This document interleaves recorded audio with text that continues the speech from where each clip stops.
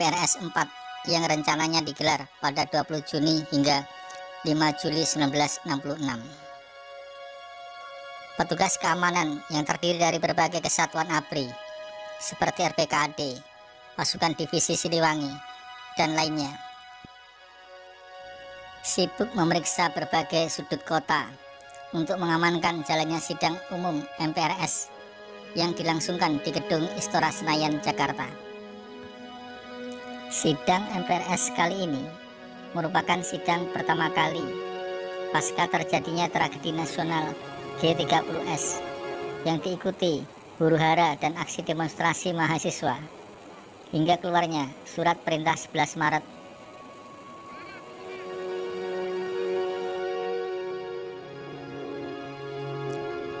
Saat sebelum pembukaan sidang umum MPRS, di ruang tunggu, Presiden Soekarno dan Menteri Panglima Angkatan Darat Letnan Jenderal Soeharto terlibat percakapan santai namun sangat serius, yaitu mengenai pemilihan calon ketua MPRS. Sebaiknya nanti yang jadi ketua jangan Nas. Kalau Nas yang jadi, bisa-bisa saya dikup.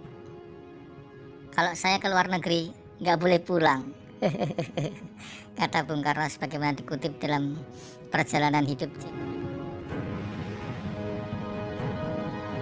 Ternyata harapan Bung Karno untuk mendikte Soeharto lewat candaan politiknya agar jangan Nasution yang menjadi ketua MPRS tak kesampaian.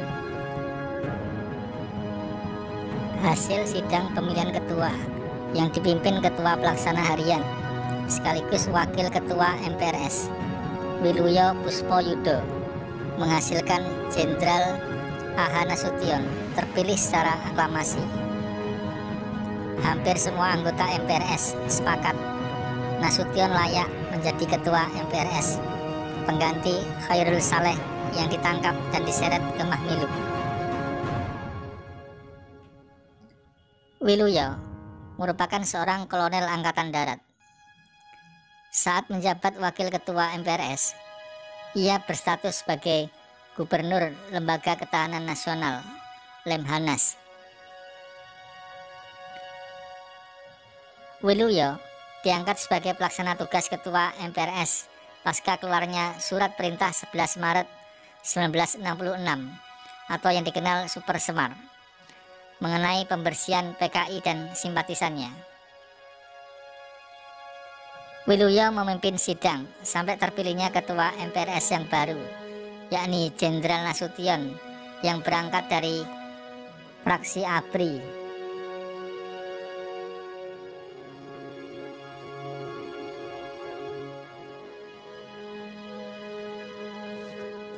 Dengan disaksikan beberapa tamu undangan dan pengamat asing, Dr. Abdul Haris Nasution terpilih dan memimpin sidang umum MPRS sesuai dengan amanat konstitusi negara. Menurut pengakuan Nasution, memimpin sidang ternyata tidaklah mudah. Meski unsur komunis seperti Ketua Khairul Saleh dan Wakil Ketuanya BN Aidit telah dibersihkan, nyatanya masih juga ramai sekali perdebatan. Namun demikian, di bawah kepemimpinan Dr. A.H. Nasution, MPRS telah berhasil mengambil sejumlah langkah berani. Di antaranya, mengokohkan pembubaran PKI dan melarang paham Marxisme-Leninisme, mencabut keputusan MPRS tentang pengangkatan Soekarno sebagai presiden seumur hidup beserta gelar pemimpin besar revolusinya. Selain itu, juga keputusan larangan sebutan Paduka Yang Mulia dan sebagainya.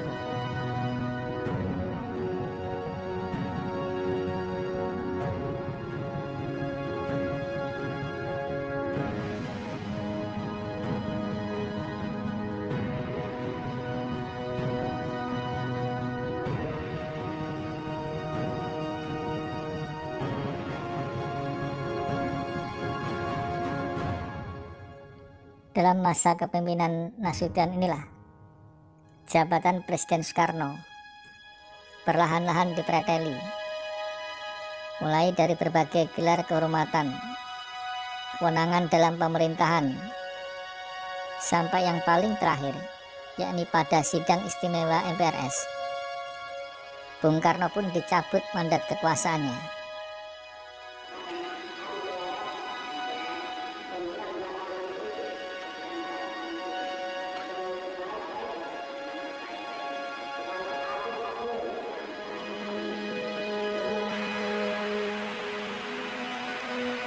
Bahkan bukan hanya itu saja, dalam ketetapan MPRS nomor 33 garis miring MPRS garis miring 1967, Bung Karno direkomendasikan untuk diseret ke pengadilan Mahmilub dengan dakwaan bertanggung jawab atas tragedi nasional G30S PKI beserta ekses-eksesnya.